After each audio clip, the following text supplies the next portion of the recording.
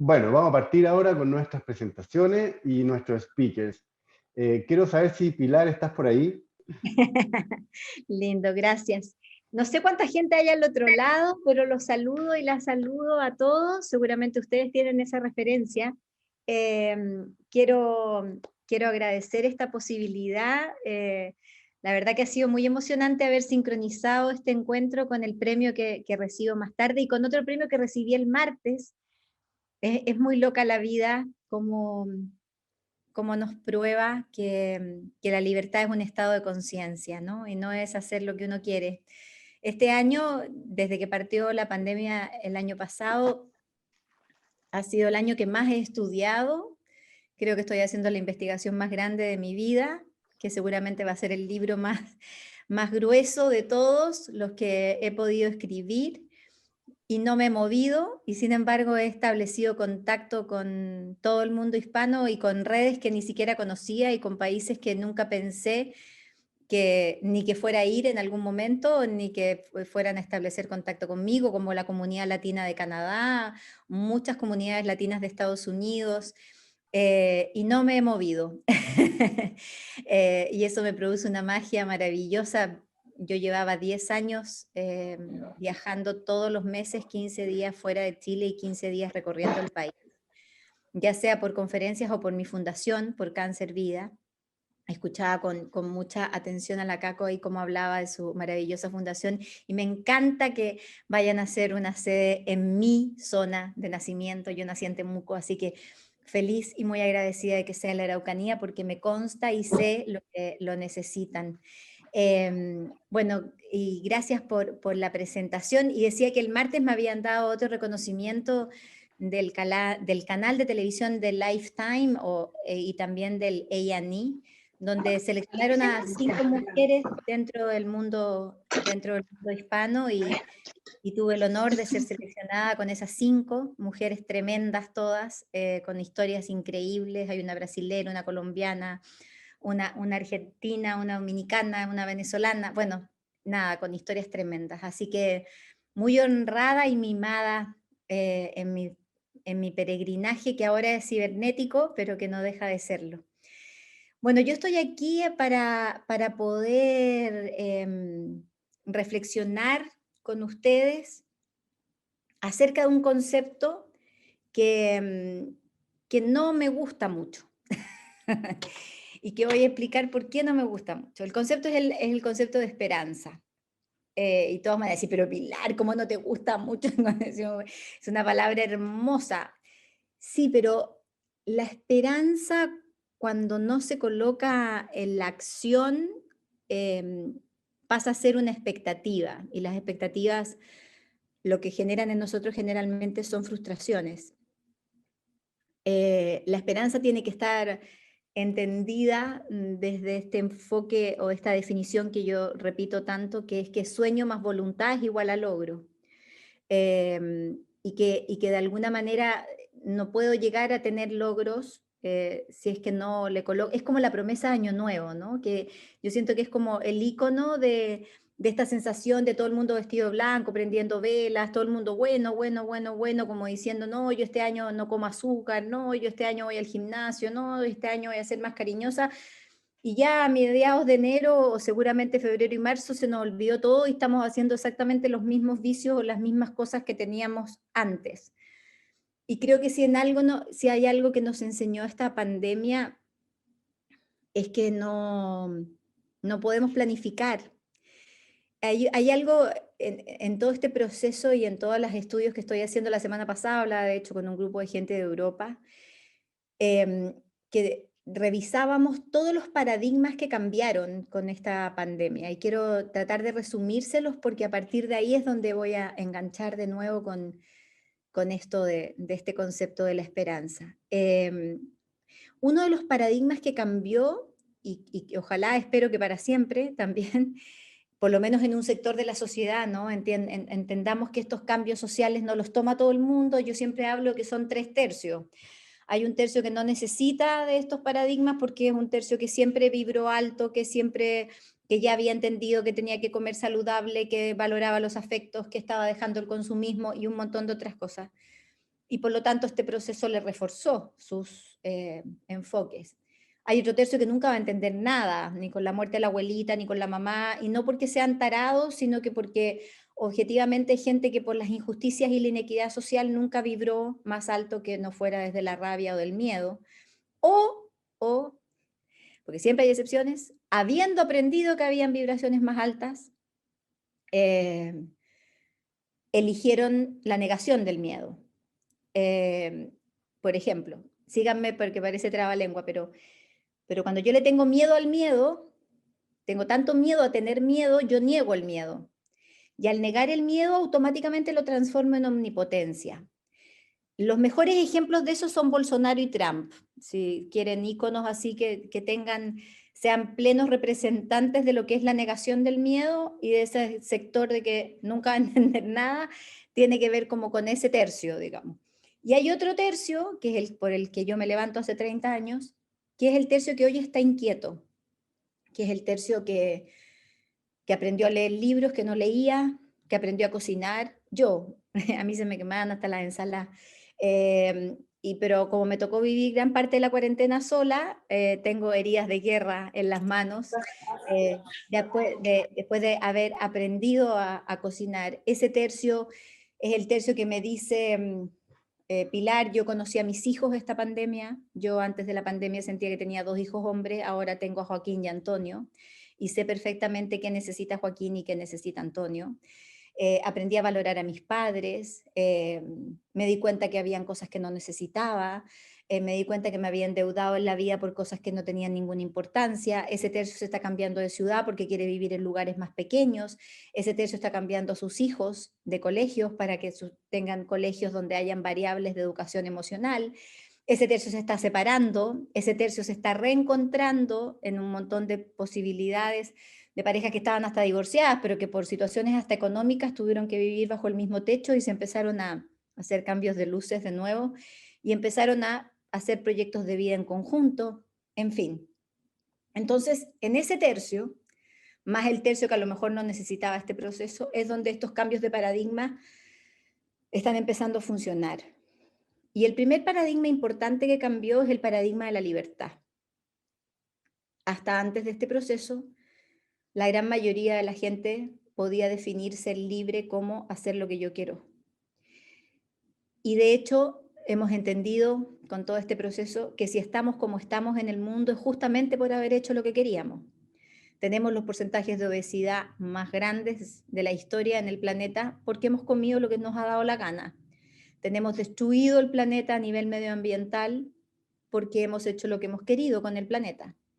Y así sucesivamente. Y resulta que ahora, bajo esa misma definición, no podemos hacer lo que queremos, ni siquiera tanto hasta en el sentido del desplazamiento. Entonces, ¿cómo queda la nueva definición de libertad como un estado de conciencia? Donde yo puedo ser absolutamente libre en 2 metros cuadrados y tremendamente presa en 400.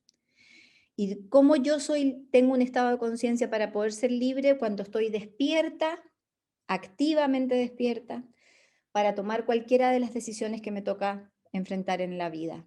¿Qué voy a comer? No solo por boca, sino que por mente, para evitar la segunda enfermedad que tenemos en este momento, que es la intoxicación informativa.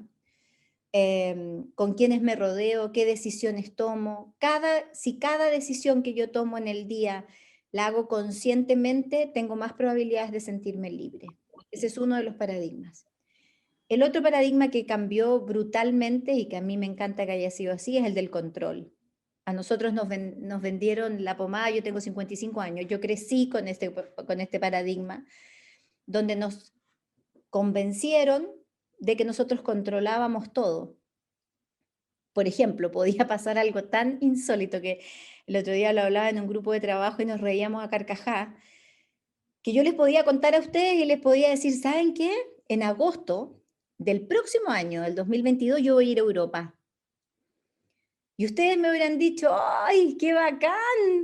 ¿Y a qué ciudades? A tal, a tal, a tal, a tal. Ah, mire, vas a visitar algún lugar en especial de esa ciudad? No, mira, sí, ¿y a qué hoteles? Mira, este, y ¿tienes la reserva hecha? Sí, tengo, estoy juntando la plata. Y a ninguno de ustedes se le hubiera ocurrido pensar en decirme, ¿y si se te muere tu mamá, Pilar? Porque un año, pueden pasar muchas cosas en un año. Y de hecho, si alguien me hubiera dicho algo así, hubiera sido catalogado de negativo y de mala onda. Incluso podría haber sido catalogado, como yo defino en la investigación de la felicidad, como anticipador de desgracia, ¿no? Que son esas gente que, personas que se levantan en la mañana como a cagarle el día a uno cuando lo ven muy positivo. Entonces, podría haber sido catalogado como anticipador de desgracia perfectamente. Y esa persona me podría haber dicho, Pilar, ¿y si hay una pandemia? Y yo hubiera dicho, ¿qué? No, una pandemia, a lo mejor no vas a poder viajar de aquí a un año. Hoy día ni siquiera podemos planificar lo que vamos a hacer la próxima semana. Ni siquiera eso, particularmente los que estamos en Chile, que estamos en el horno, con los contagios y con las camas y con todo lo que se tiene que estar mal, no se puede planificar absolutamente nada. ¿Y qué pasa con eso? Porque objetivamente hemos hablado mucho de la incertidumbre, pero la incertidumbre ha existido siempre. Lo que pasa es que antes no éramos conscientes de ella, ahora es una incertidumbre que se hizo consciente. Y al hacerse consciente yo empiezo a entender que el control ya no depende de mí, pero, y aquí es donde está lo hermoso, a mi juicio, nos entregaron el control a los seres humanos. Entonces hoy depende solo de mí el cómo yo vivo mi día, porque como todo lo de afuera es caótico, como todo lo de afuera es desorganizado, como todo lo de afuera es incierto, como todo lo de afuera es vulnerable, la única que tiene certeza de cómo va a vivir eso soy yo. Por ejemplo, yo estoy viviendo en el sur de Chile, voy a cumplir 6 meses viviendo acá. No me vine, mi decisión de venirme al sur era muy antigua, gracias al COVID, porque hay cosas que hay que agradecerle, me permitió venirme antes, porque me permitió trabajar desde este lugar, digamos. Entonces yo puedo mirar el cielo ahora, que estoy mirando el lago Yanquihue, a envidia de muchos, y puedo mirar el cielo y decir, hoy el día está horrible, porque está nublado, está feo. ¿Qué es esa estupidez que alguien nos enseñó que un día nublado era un día feo? Entonces, ¿qué pasa si yo me levanto en la mañana y aquí veo y digo, el día está feo, está nublado? Bueno, yo me voy a vestir con colores que tengan que ver con un día feo. Voy a comer de acuerdo a la definición que acabo de dar del día. Uno un día feo no come lo mismo que un día bonito. Voy a relacionarme con la gente como si el día fuera feo y mi sensación de energía frente al día está absolutamente determinada por mi definición de ese día feo. Si para mí, que así es y por eso me vine a vivir al sur porque amo el frío, si para mí un día nublado es maravilloso, toda mi conducta de ese día cambia. Entonces hoy, que es absolutamente caótico todo lo que hay afuera de mí, todo, la violencia, la rabia, la desestructuración económica, el dolor de muchos. Acabo de saber de una persona que acaba de fallecer de COVID 2 minutos antes de ingresar a esta charla. Y eso es todo el día. ¿De quién depende entonces al final? De mí. Depende de mi evaluación. Entonces el control volvió al ser humano. Ya no hay control hacia afuera. Lo único que yo puedo controlar es mi actitud. No tengo otra opción. Y en ese control de mi actitud es donde está la esperanza. No puede estar puesta afuera, porque cuando yo la pongo afuera, la transformo en expectativa. Entonces el riesgo de frustrarme es demasiado alto. La esperanza está puesta ¿en qué? En mi confianza. Está puesta en la fe, está puesta en la paciencia. Y la paciencia y la confianza tienen un hijo maravilloso, palabra que me encanta, que es que genera calma. Cuando yo uno la paciencia y la confianza, automáticamente genera un hijo que es que uno se siente en calma. Por eso que el paciente, y los que tenemos fundaciones que acompañamos a gente con procesos de cáncer, el paciente siempre es confiado, se entrega al proceso del tratamiento. El impaciente, en cambio, siempre está armando teorías, es desconfiado, se llena de rabia, arma conspiraciones. Piensen en una congestión de vehículos. ¿Quién va a tocar la bocina? El impaciente. ¿Y por qué? Porque está convencido que todos los autos que están adelante son unos tarados, que no se quieren mover. Más aún están ahí a propósito, pareciera que se quieren quedar a vivir. Entonces yo toco la bocina para que entiendan que se tienen que mover. En cambio el paciente no, pues el paciente sabe que todos los autos que están adelante tienen las mismas ganas de moverse que yo. Y que por lo tanto, apenas pueda destrabarse el tráfico, se van a mover. Entonces, ¿qué hace? Toca la bocina, escucha la radio, ve una noticia, porque confía. La esperanza necesariamente tiene que estar puesta en lo que yo soy capaz de hacer con ella, porque es lo único que puedo manejar. Y eso nos da la tremenda oportunidad de generar un sinfín de cambios de acción. Y otro de los paradigmas que cambió, que a mí me ayudó muchísimo que cambiara, ya les voy a contar por qué, porque hasta divertido, es que hasta antes de todo este proceso, en una sociedad 100% hedonista, que funcionaba en base a las ganas, era frecuente que a mí los papás y las mamás en las conferencias o en las investigaciones o qué sé yo me dijeran, ay Pilar, es que él no tiene ganas de comer lechuga, refiriéndose a sus hijos. No, es que no le gusta estudiar. No tiene ganas, Pilar. ¿Cómo lo hago para que estudie matemáticas? No, no tiene ganas, no quiere, no sé cómo obligarlo, no tiene ganas. Y nos creíamos todo el cuento de que para hacer lo que había que hacer había que tener ganas primero. Como se nos acabaron todas las ganas con la cuarentena, empezamos a descubrir algo que es mágico, que es que las ganas no tienen nada que ver, que las ganas son una consecuencia de la acción, no es una causa. Y cuando yo descubrí esto, que me acuerdo que fue un español, con un español, que lo armamos la frase, que las ganas son una consecuencia de la acción, yo me acuerdo haber pegado un grito con él y él me decía, ¿cómo te sale lo española por el sordo, no? ¿Por qué gritas tanto? Era un sumo así como estamos ahora. Yo le digo, pero es que acabo de descubrir algo súper importante en mi vida. Esto es terapéutico. Entonces él se reía y me decía, ¿pero por qué? Porque yo toda la vida dije que no hacía deporte porque no me daban ganas. Y me acaban de liberar de esa responsabilidad. Me acaban de liberar. Ahora yo ya sé que no tengo que tener ganas para hacer ejercicio. Simplemente tengo que hacer ejercicio. Y con eso me sacaron un tremendo peso porque yo esperaba tener ganas algún día. ¿Cómo iba a ser tan ñurda para el deporte que nunca iba a tener ganas? Y me acabo de dar cuenta que no es necesario. Bueno, llevo 2 meses haciendo ejercicio prácticamente todos los días y hoy día ya tengo ganas. Hoy día tengo ganas de hacerlo. ¿Por qué? Porque descubrí que las ganas son una consecuencia de la acción. Y ahí también es donde está puesta la esperanza, porque vuelve a mí, porque ya no dependo de sensaciones temporales, hedonistas, placenteras.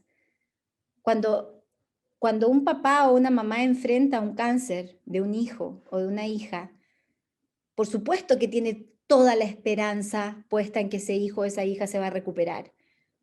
Pero esa esperanza, ¿en qué está puesta de verdad?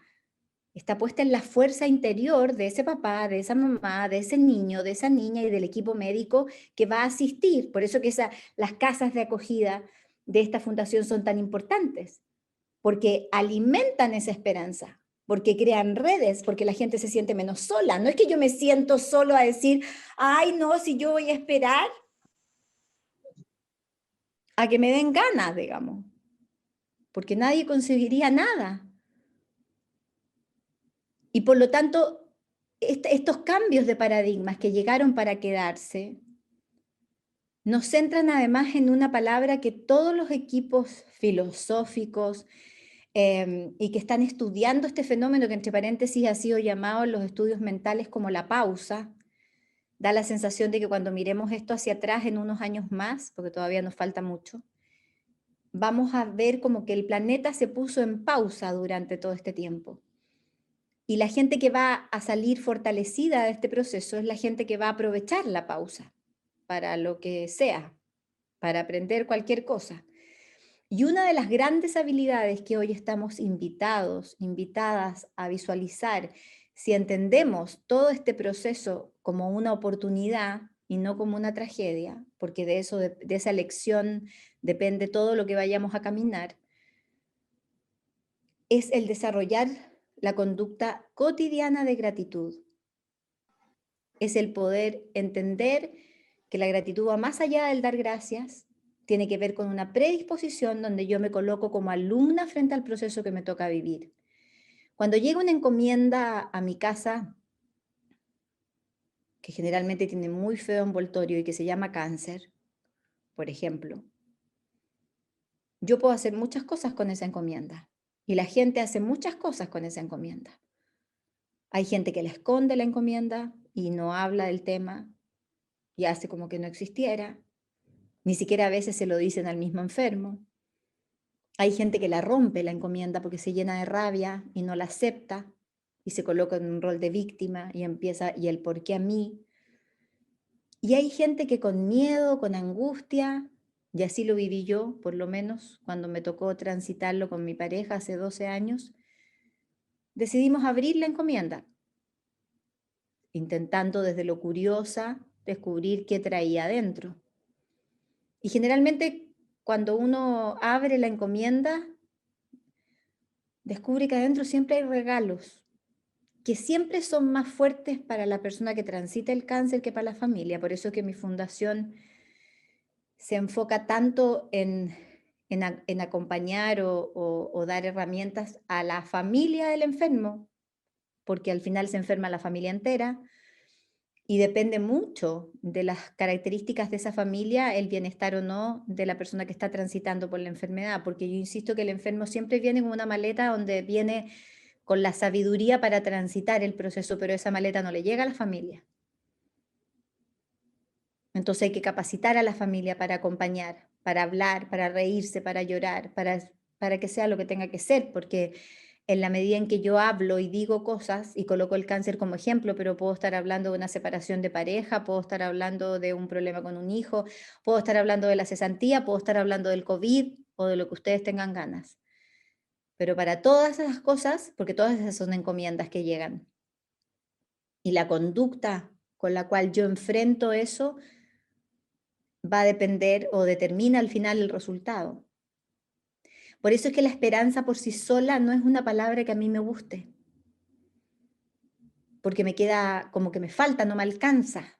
Sobre todo en situaciones de dolor tan grandes, no me alcanza, no me alcanza, no, siento que hay que colocarle otras cosas a esa palabra para que de verdad adquiera fuerza y adquiera potencia. Y esas otras cosas que hay que agregarle en mi honor, en mi opinión, perdón, es la palabra confianza, es la palabra paciencia, es la certeza,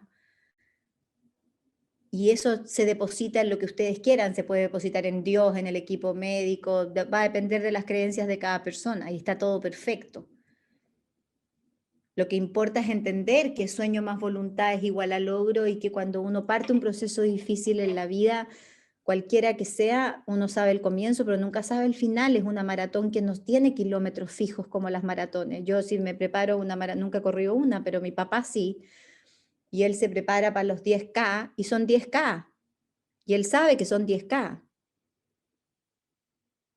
Cuando uno parte un proceso en la vida, como una separación de pareja, un problema con un hijo, uno sabe cuándo comienza, pero no tiene idea cuándo termina. Por lo tanto, es fundamental dosificar la energía, porque si voy a correr los primeros 10 días como si estuviera a punto de morirme, me va a quedar, no voy a tener fuerza para poder enfrentar el resto del proceso. Entonces, ¿cómo dosificamos ese sueño más voluntad? La voluntad es el músculo más inoperante de los hispanos. Nos cuesta mucho la voluntad y tenemos más voluntad con causas externas que con causas internas. Pero la voluntad siempre se entrena a meta corta. Yo no puedo proponerme hacer de un día para otro 400 abdominales porque no voy a hacer nunca más. En cambio, si me propongo de 20 abdominales diarios, cada vez voy a tener más ganas de hacer abdominales. No pueden proponer, la voluntad no se entrena con metas grandes. Lamentablemente, nunca hemos sido ni fuimos educados ni en la primaria ni en la secundaria para poder entrenar la voluntad como corresponde. Pero creo que de una u otra forma, hoy más que nunca, si la libertad es un estado de conciencia, si las ganas son una consecuencia de la acción, si el control está en mí hoy día, porque no puedo controlar nada de lo de afuera, tenemos muchas herramientas entonces. Entonces hay que trabajar quizás más que nunca la flexibilidad, el no juicio, el perder la urgencia, que es lo mismo que decir aceptación, aceptar que estoy bajo una tormenta, que no me gusta, pero que estoy ahí, no tengo otra opción. Entonces tengo que desarrollar las habilidades para transitarla de la mejor forma posible. Y para eso la confianza y la paciencia y la calma, que es el hijo de ellas dos, sin duda son imprescindibles dentro de todo este proceso.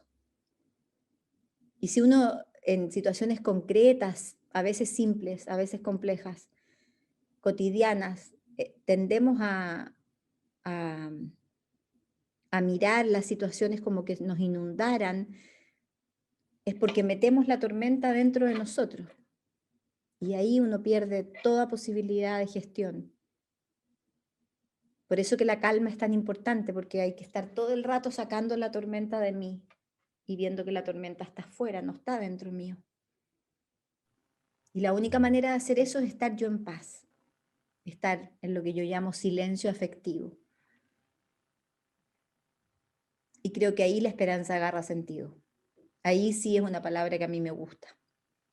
Sí es una palabra que me mueve, que tiene energía movediza, si no me parece una energía pasiva, como a la espera de.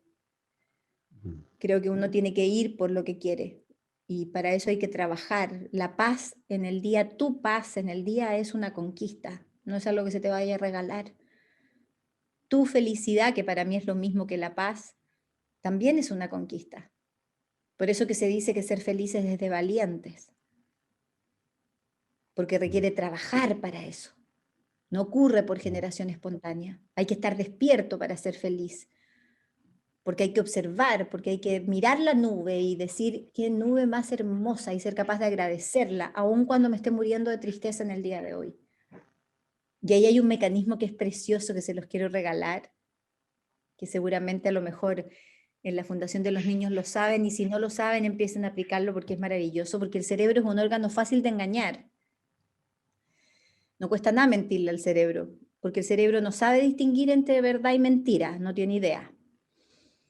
Entonces yo les voy a contar una experiencia mía, y con esto termino, porque si no me voy a alargar mucho para que los otros speakers puedan hacerlo, pero en un proceso de terapia en el que yo estaba, hace 5 años atrás, donde se me desmoronó la vida completa, desmoronamiento que todavía sigue en algunas áreas de mi vida, después de 5 años, yo entré en una depresión bastante importante, dentro de lo que yo me permito estar deprimida, ¿no? Pero era muy fuerte.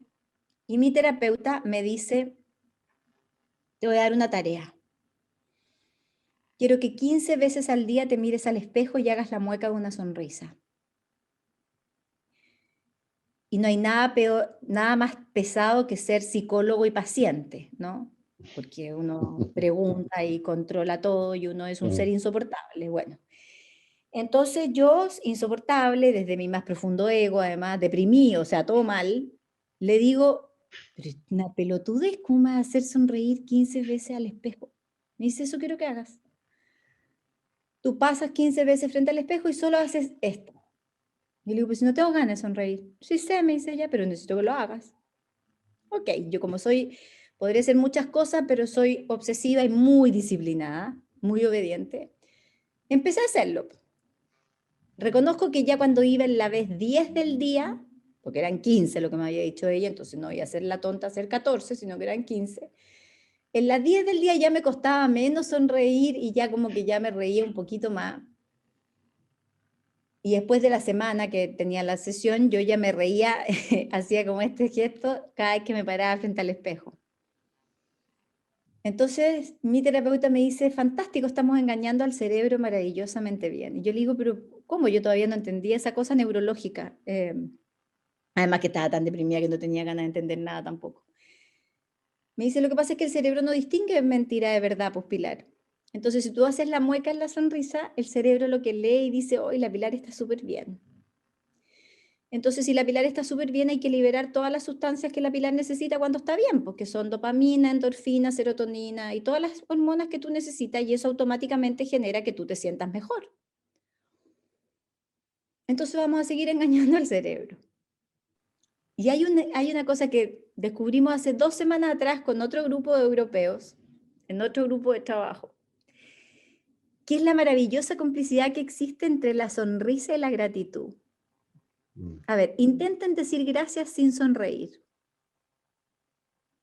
Gracias. Hagan el ejercicio. Y van a hacerlo, y cuando, porque uno puede poner careculo y decir gracias, gracias.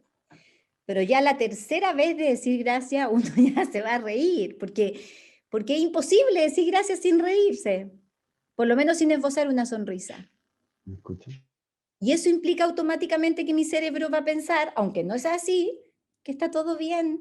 Entonces va a liberar de nuevo todas las hormonas, y esto para los niños es súper importante, por eso se lo digo a la Caco, pero va a liberar todas las sustancias necesarias para sentirse muchísimo mejor. Y por lo tanto el sistema inmunológico sube, entonces uno vibra más alto y vienen todas las cosas buenas que a los seres humanos no ocurren. Ahí yo estoy trabajando la esperanza, en eso que es tan simple como engañar al cerebro. Y si uno puede engañar al cerebro todo el tiempo, y uno puede de alguna manera, porque si yo, a ver, a la mente, que siempre, nunca nos va a ayudar en nada la mente siempre nos boicotea, en la mente están las creencias limitantes, están los miedos, están las dudas, están las contradicciones, está el para qué te vas a levantar, si hace frío, no haga ejercicio hoy día. ¿Cómo compito yo con ese pensamiento? No puedo ponerme a competir con argumentos, porque me va a ganar la mente. Porque son 55 años de historia. Entonces me va a ganar la mente. ¿Cómo le gano? Con acción. Le gano levantándome de la cama y ponerme haciendo ejercicio. Y probándole a mi cabeza que ese pensamiento era inefectivo. La única manera de ganarle al pensamiento siempre es con acción, es con movimiento corporal. Entonces, cuando yo tengo esos elementos y además estoy trabajando la aceptación, la flexibilidad y todo lo que hemos conversado, entonces estoy activando una esperanza activa, una esperanza que está determinada por el movimiento, que no está preocupada 100% en los resultados, sino que va a disfrutar del proceso, del camino. Porque cuando yo pienso en la esperanza, me coloco directo en una meta. Y todo lo que va pasando en la mitad se me desaparece. Y muchas veces, si es que no siempre, el camino es mucho más importante que la llegada. Porque de eso depende además. Por eso digo, el control volvió al ser humano después de la pandemia. Y el que mi día sea un buen o un mal día va a depender de mi actitud, no depende de otra variable. Entonces tengamos una esperanza activa, tengamos una esperanza con movimiento, tengamos una esperanza con voluntad, con acción, que no sea pasiva, para que de verdad nos lleve al final a esos logros que seguramente nos merecemos tener. Muchísimas gracias. Todos aplaudiendo en la Ay, pantalla. Eso, muy bien. Gracias, gracias. Pilar. Bueno, siempre es un placer escucharte. Yo te sigo en las redes sociales, así que conozco un poco tu viaje al sur. Tuve yo el privilegio de estar en el sur y gracias a la pandemia pude estar con mi mamá un mes completo ahí en Puerto Vara. Mira, aprovechando un minutito, yo te quería hacer una sola consulta o algún Dale. tip para los que estamos acá y los que van a ver posteriormente este evento. Un tip, cómo transitar desde esta pausa que tú dices que el mundo se congeló por un tiempo, ¿cierto? De una mejor manera. Porque ahora que vamos en retirada, digamos, no sabemos cuánto va a durar, pero todavía estamos metidos. Entonces, ¿cómo soportar, cómo potenciar la resiliencia desde tu perspectiva como un tip para todos nosotros? Oye, es que ahí te podría contar toda la investigación que estoy haciendo, pero en resumen, en resumen es meter en la licuadora palabras como aceptación antes que cualquier cosa, creo que esa es la palabra madre de este proceso, además. Y por aceptación yo entiendo perder las urgencias de querer que las cosas sean como yo quiero que sean. Esa es la definición de aceptación que más me gusta, de hecho. Debe ser porque es la que más me cuesta practicar, pero es la que más me gusta. Flexibilidad, mucha flexibilidad, sobre todo no juicio sobre las emociones. Estamos metidos en una montaña rusa emocional, despertamos bien, terminamos mal, terminamos bien. Y creo que hoy está perfecto no estar bien, hoy está bien no estar bien, y creo que hay que aceptarse así. Conexión con el presente, creo que hay que evitar las dos enfermedades que yo descubrí en este estudio, que son exceso de futuro y exceso de pasado, que las tenemos hoy día. El exceso de futuro es estar centrado en la angustia, en el miedo, en la ansiedad, y el exceso de pasado en la melancolía y en la tristeza. Paciencia y confianza, que son dos hermanas infranqueables en este proceso, que no se pueden separar. Calma, como hijo de esta generación. Y que la pelea que tenemos en la cabeza todos los días entre quejarnos y agradecer gane la gratitud al final del día. Creo que hay que dejar de decir, creo que así como hay que desaprender un montón de cosas que ya no sirven y aprender muchas que son útiles hoy, creo que hay que dejar de decir las palabras controlar, manejar y enfrentar. Creo que hay que cambiarlas por transitar. Creo que el día es un tránsito. Y hay que usar mucho, mucho, mucho la frase de Alcohólicos Anónimos, que es solo por hoy, un día a la vez. Y creo que eso me da la fuerza, la energía para entender que mi paz de hoy es una conquista. Y tengo que tomar todas las decisiones que tenga que tomar en el día para poder mantenerme siempre en ese estado de paz. Y creo que esas habilidades son las importantes. Muchas gracias, Pilar, nuevamente. Ha sido un honor para nosotros tenerte. Ya trataremos de agendar cuando podamos juntarnos a tomar un café con el equipo para darte las gracias personalmente. Y No, bueno, felicidades nuevamente por este premio Happiness Award ahora que lo vas voy a a buscar. recibir en un ratito más, Ahora voy a buscar virtualmente me imagino.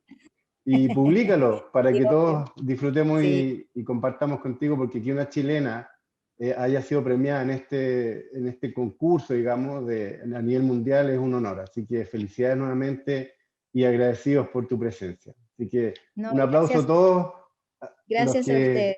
Un abrazo ahí en las gigante. pantallas. Que Muchas Dios los gracias. bendiga. Aplaude así en internet, con Sí, el se lengua aplaude de así. señas. Sí, De seña de sordo creo que es ese. así es, exactamente, el lenguaje Ok, de señas. exacto. Gracias, sí. Bueno, Todos los días muchísimas se aprende. gracias por la invitación, que sigan disfrutando el del resto de la tarde. Yo ahora me paso al otro Zoom, que me voy a otro país a recibir ese reconocimiento. Así que muchísimas gracias, que Dios los bendiga y cuídense mucho, por favor. Un beso grande. Chao. Gracias, un beso para ti. Chao. Chao. Bueno, empezamos excelente entonces, pero vamos a seguir de la misma manera. Ahora yo quiero hablarles, veo ahí que está en la pantalla nuestro querido Roberto. Los quiero dejar con Roberto Corona. Para los que yo lo conozco, tuve el privilegio en la universidad que él nos hizo una charla y por ese motivo está aquí también, porque es muy inspiradora su historia y su trabajo que lleva 7 años, creo, pero él nos va a contar un poco más. Roberto Corona, mejor conocido como el coleccionista de sonrisas.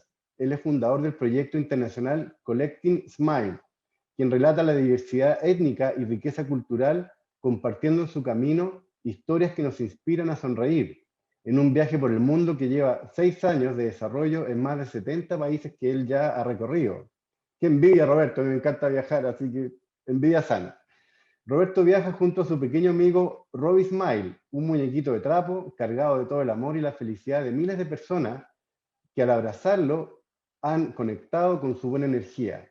Y además, me imagino yo que cada uno que abraza a Robbie también le deja su energía positiva hacia el resto de las personas. Así que bienvenido, Roberto. Estás muteado, ponte el micrófono abierto y muy bienvenido. Puedes compartir pantalla. Adelante. Muchas gracias, Rodrigo. Qué honor estar aquí presente. Quiero saludar afectuosamente a todos los que están aquí y me siento muy honrado de poder compartir un poquito de esta historia con ustedes y poder invitarlos a viajar conmigo. Este viaje que siento que es uno de los viajes más importantes de todos, ese viaje para conectarnos con nosotros mismos. Y antes de partir me gustaría mostrarles un video. Este videíto resume un poco lo que ha sido este recorrido y lo que es este movimiento global por la felicidad, el proyecto Coleccionando Sonrisas. Así que voy a compartir pantalla. Espero lo puedan ver ahí. Excelente. Ahí les va.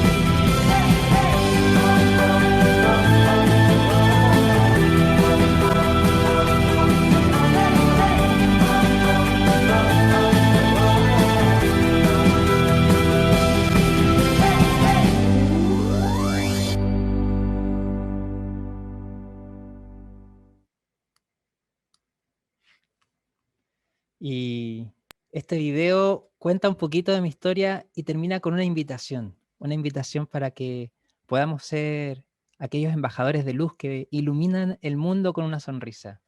Porque para ser parte de esta colección justamente tienes que compartir este desafío de acciones de bondad que nos conectan con un propósito mayor a nosotros mismos, que tiene que ver con dibujar una sonrisa en el rostro de alguien más. Y es gracioso pensar que mi historia parte por un hecho un poco desafortunado, que nos hace a lo mejor cambiar la mirada a cómo nosotros etiquetamos distintas situaciones que llegan a nuestra vida. Porque hay situaciones que de forma inmediata nosotros decimos eso es malo o eso es bueno. Sin embargo, no sabemos lo que el destino nos depara. Y recuerdo que el año 2012, cuando yo trabajaba con mi productor audiovisual y pensé haber alcanzado el éxito, me sentía tan orgulloso por todos los logros que había alcanzado, que dije, esto es. Sin embargo, había aún un vacío en mi interior que me hacía sentir que no era suficiente, que independiente de todo lo que pudiese tener o todo lo que estaba desarrollando en la cantidad de proyectos en los que me veía involucrado, sentía que había algo más para mí. Y recuerdo que eh, siempre estuve conectado con esa sensación de compartir mi visión del mundo a través de la fotografía. Y yo me había convertido en eso, en ese embajador de luz, en esa persona que podía contar historias a través de sus imágenes. Y gracias a eso pude conectar con un proyecto de vida, un proyecto audiovisual que se transformó en mi empresa, en mi emprendimiento. Y, y cuando uno se ve cegado por esa falsa ilusión del éxito, y a veces el ego es más grande y te hace pensar de que eres lo que tienes, te olvidas del por qué iniciaste tu camino. Yo me había olvidado del por qué había iniciado en la fotografía. O sea, me había olvidado completamente porque yo perseguía ese sueño, esa pasión. Y este evento desafortunado, el año 2012, me hizo entrar en razón.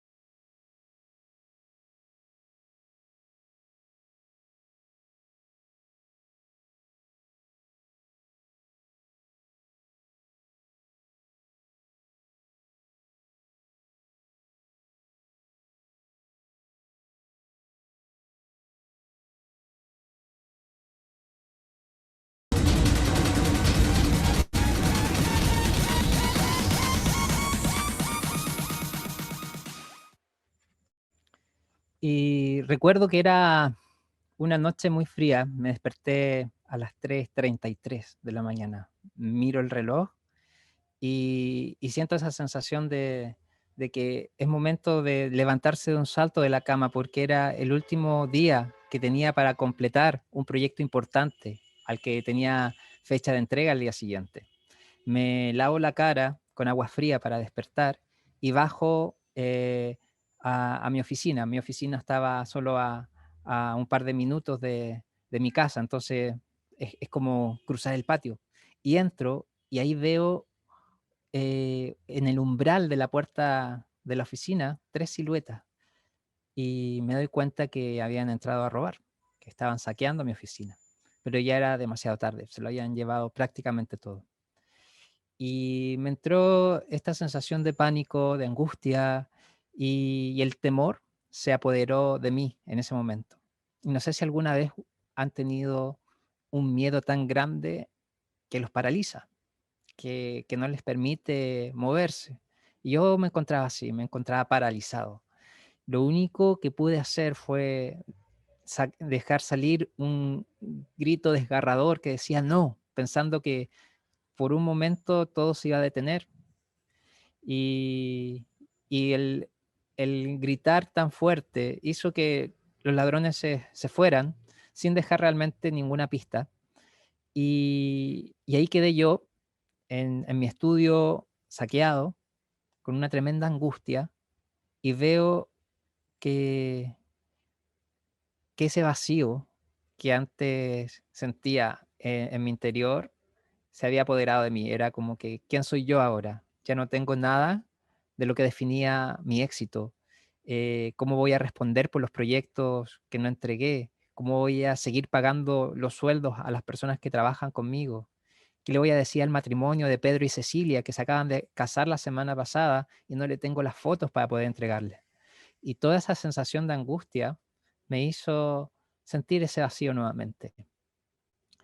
Y al final de mi estudio, encontré una última cámara olvidada. Y esa cámara, para mí, fue una invitación a reconectar con mi pasión, porque entendí que a pesar de todo lo material que se habían llevado, no se habían robado esto que amo, la fotografía, no se habían robado eh, la capacidad de soñar, de volver a levantarme. Y dije, esto es más de lo que tenía cuando recién comencé y puedo empezar de nuevo porque amo lo que hago. Y recuperé mi tiempo y con eso la libertad para perseguir un sueño. Volví a creer que era posible. No fue un proceso inmediato, porque hay una montaña rusa de emociones que me hizo entender de que como fotógrafo tenía la capacidad de enfocarme en lo que realmente importaba. Y ahí fue cuando pude entender que si yo me enfocaba en mi familia, iba a tener la fuerza para volver a levantarme. Y ellos son hoy la razón del por qué yo hago lo que hago. Ellos se transformaron en mi inspiración, en quienes me motivaron a perseguir este sueño. Yo entendí que era momento de renovarse, de partir, de cambiar de aire y perseguir un nuevo camino. Y decidí comenzar un viaje para buscar esa felicidad que pensé me habían arrebatado. Y dejé todo atrás, sin realmente tener mucho, pero al mismo tiempo ya no había nada más que perder. Dije, me voy y, y antes de partir en este viaje, sin un rumbo definido, sin una claridad ni destino final, recibí un regalo. Y este es un regalo muy especial que es el que quiero compartir con ustedes hoy. Les presento a Robbie. Robbie es este objeto mágico que recibí de parte de mi familia. Ellos me dijeron, Roberto, me encantan tus fotografías, pero nunca estás en ellas. Así que a partir de ahora, donde vayas, lleva a Robbie contigo, porque él eres tú, y así vas a poder aparecer en las fotos. Y al inicio a mí me dio un poquito de vergüenza porque pensé, la gente se va a reír de mí. ¿Qué me van a decir? Un hombre grande cargando un muñequito. Y dije, no tengo espacio en la maleta, no lo puedo llevar. Y ahí es cuando me dicen, Roberto, pero es que este muñequito era de tu sobrina, de la Martina. Y con 5 años ella lo donó a la causa porque quería que su tío no se olvidara de ella. Y entonces fue mi hermana Sujin quien empezó a ponerle distintas ropitas para que se pareciera a mí. De hecho, le hizo el mismo peinado. Mi mamá recortó distintas sonrisas para que pudiese sonreír igual que el tío Roberto. Y mi papá trajo su primera cámara y se la colgó al cuello para que fuera fotógrafo, igual que yo. Y entonces ahora este se transformó en un objeto mágico y tenía la capacidad de, de transportar esa buena energía, ese amor. Y eso es lo que hoy día simboliza, porque Robbie se transformó en ese regalo que me invitó a decir, es posible llegar más lejos. Y decidí eh, llevarlo conmigo a este primer destino, a un lugar que parecía tan lejano, pero que al mismo tiempo era lo que, lo que entendía que era mi mayor sueño, descubrir Nueva York y decir, wow, miren dónde estoy. Eh, no sé si han escuchado esa canción de Frank Sinatra que dice, si lo logras en Nueva York, lo puedes lograr en cualquier lugar del mundo. Y yo había ido ahí con la intención de comenzar un nuevo camino, de retratar el amor. Había una pareja que se estaba casando y yo iba a ser el fotógrafo de bodas. Y con eso iba a iniciar un nuevo proyecto que se llama Amor sin Fronteras, para retratar las historias de amor de distintas parejas alrededor del mundo. Y yo ya tenía mis pasajes, me había instalado en Nueva York para iniciar este gran proyecto, pero esta pareja se pelea y se separa y ya no se casa. Y ahora digo, ¿qué hago? Nuevamente empezar desde cero. Y sentía nuevamente ese vacío, esa angustia del decir, tengo que volver a partir. Y estaba en la mitad de Times Square en Nueva York, rodeado de gente, pero me sentía invisible, porque nadie se detenía a saludarme. Hasta que hubo una única persona que se detuvo y se acerca y me dice, ¿y tú? ¿De dónde vienes? Y cuando yo le digo, soy de Chile, esta persona se le dibuja una sonrisa de oreja a orejas, le empiezan a brillar los ojitos y celebra, ¡wow, chileno, qué bien!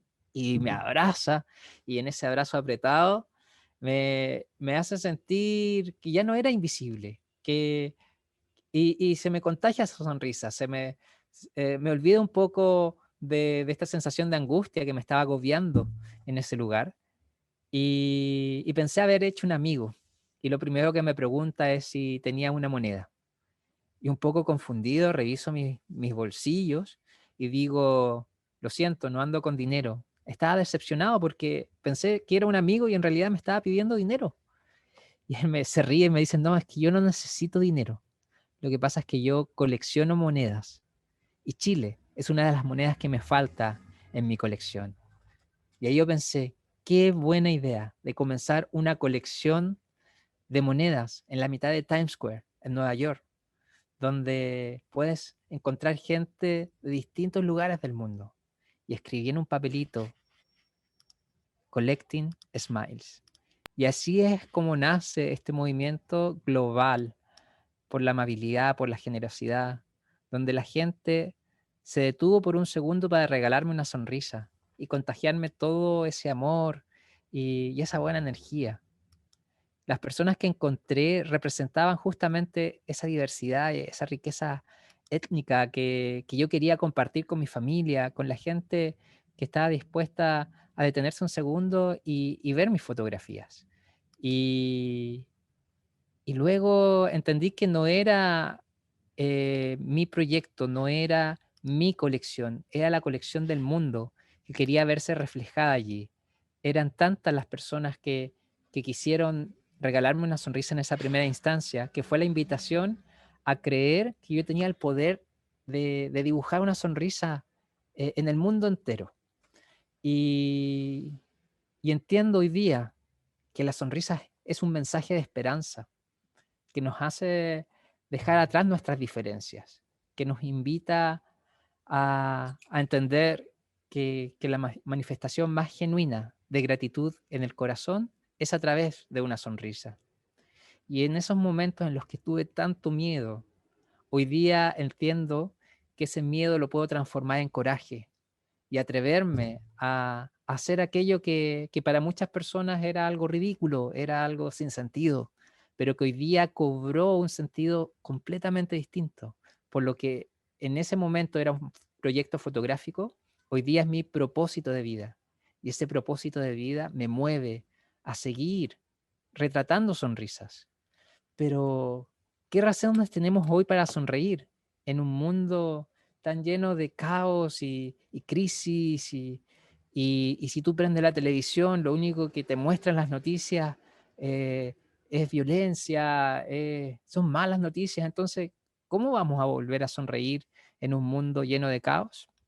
Y ahí es cuando entiendo que, que la verdadera sonrisa no depende de las circunstancias externas, no depende de, de lo que podamos ver en el entorno, sino de la capacidad de crear en nosotros esa emoción y compartir y proyectarla con el mundo. Y es por eso que hoy día creo firmemente en que cada uno de nosotros, cada uno de ustedes quienes están aquí, puede transformarse en un embajador de luz e iluminar el mundo una sonrisa a la vez. Puede hacer la diferencia compartiendo historias que nos inspiran y nos conectan. Y descubrí también el poder del enfoque. Como un fotógrafo tiene la capacidad de enfocar una única cosa y compartirla con el mundo. Porque esta cámara tiene que elegir qué es lo que quiero hoy día retratar. Y yo elegí retratar sonrisas, retratar felicidad y amor. Y eso es lo que traje a mi vida. Y entonces descubrí que en momentos de crisis y adversidad tenemos la capacidad de enfocarnos en aquellas cosas que nos inspiran. Si hoy día elegimos enfocarnos en la felicidad, eso es lo que vamos a proyectar al mundo. Y hay solo 3 acciones que pueden hacer la diferencia el día de hoy.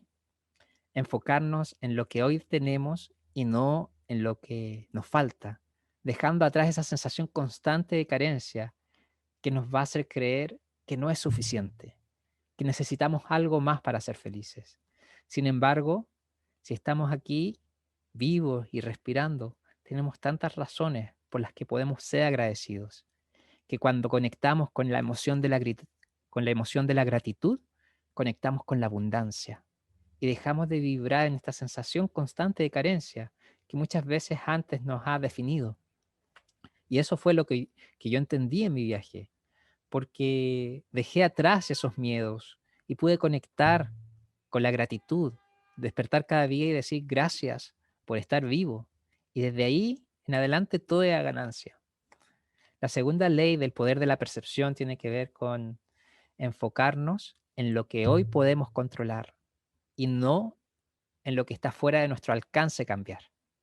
Porque muchas veces asumimos una carga muy pesada de situaciones que no podemos cambiar, de situaciones que están completamente fuera de nuestro alcance, que nos llenan de angustia, que nos llenan de esta sensación de impotencia y frustración, porque no hay nada que podamos hacer. Sin embargo, hay una única cosa que está dentro de nuestro control y que tiene que ver con el manejo de nuestras emociones. Y en un mundo donde estamos bombardeados con situaciones que nos llevan en un mar de emociones de altos y bajos, tenemos que aprender a reconocer que somos como el cielo, y las emociones son esas nubes que muchas veces pueden nublar la luz del sol, pero las nubes van a pasar y el cielo permanece. Entonces, así es como nosotros tenemos que aprender a manejar nuestras emociones, saber que todo lo malo en algún momento va a terminar. Y cuando termine eso malo, podemos volver a levantarnos y sacar esa fuerza de resiliencia que nos enseña a recuperar esa sonrisa y compartirla con el mundo. Es por eso que la sonrisa se transforma en ese mensaje de esperanza, esa activación de la nobleza y de la bondad a través de pequeñas acciones que hacen grandes diferencias. Es la invitación que hoy día tengo para ustedes. Y por último, la tercera ley del poder de la percepción, del poder del enfoque, tiene que ver con enfocarnos en el momento presente. Porque cuántas veces hemos estado en ese conflicto entre un pasado que cargamos con tantas situaciones pendientes que no hemos podido resolver, que no nos ayuda a avanzar, y una angustia tremenda de un futuro incierto que no está en nuestro control. Y ese conflicto entre el pasado y el futuro no nos permite ver el día de hoy, no nos permite ver el regalo del momento presente. Pero cuando nos enfocamos en el momento presente, es cuando nuestra vida empieza a tener sentido, porque somos capaces de vivir el futuro ahora. Porque la única realidad es de que vivimos en este infinito presente. Y eso que nosotros llamamos futuro prácticamente nunca va a llegar, porque cuando sea ese futuro va a ser el presente que vamos a seguir viviendo. Y desde esa mirada tenemos que aprender a cultivar la gratitud. Y eso nos conecta con la clave de la felicidad, esa manifestación más genuina del amor expresa a través de esta sonrisa. Y esta invitación es para un mundo que a lo mejor se olvidó del poder de la sonrisa, podamos recuperarla y volver a sonreír. Esta invitación es para que podamos conectar con el amor. Y aquí les dejo un videíto que muestra algunas de las sonrisas que a mí me inspiran y que espero que también los contagien de esa buena energía. Ahí les va.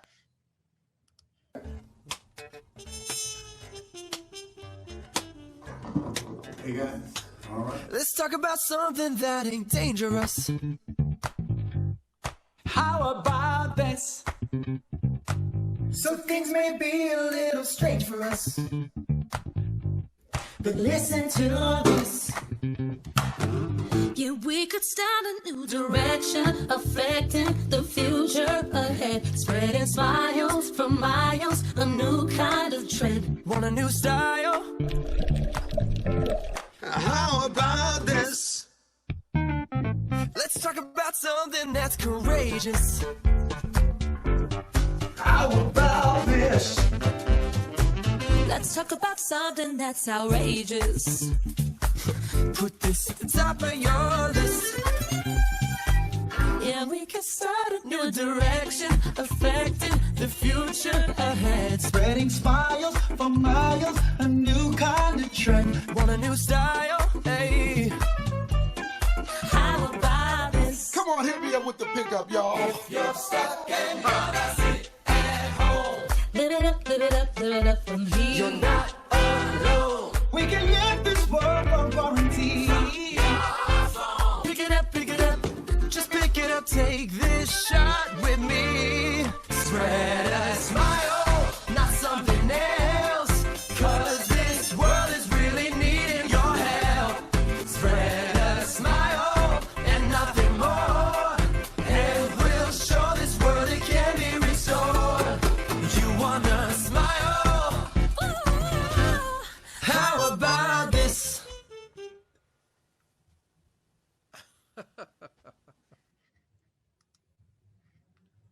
Así que muchas gracias por este espacio y me encantaría dejar abierto el micrófono para preguntas y comentarios.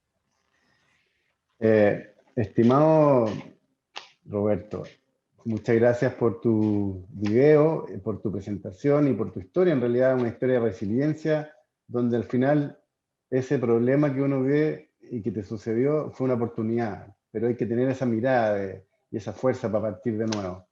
Creo que hay muchas historias inspiradoras detrás de las fotos que tú sacaste. Más que preguntas, yo quisiera leer algunos chats.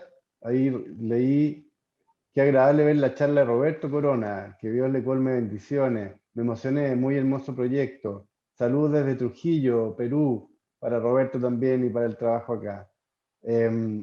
Perfecto. Maravilloso video, muchísimas gracias por contar tu experiencia. Perfecto. Así que, bueno, por efectos del tiempo, estimado Roberto, tenemos que avanzar un poquito. La verdad que Claro. estoy muy contento porque tú estás en Iquique hoy día, ¿no? Sí, en Iquique. Claro, tú estás en Iquique, Pilar estaba en el sur, en el lago Yanquihue. Creo que este nuevo escenario, este paradigma nuevo de conexión nos permite estar en todo el mundo finalmente. Ahí nuestra amiga desde Perú también, así que muy contento y nos conectamos todos con una sonrisa, así que me gustaría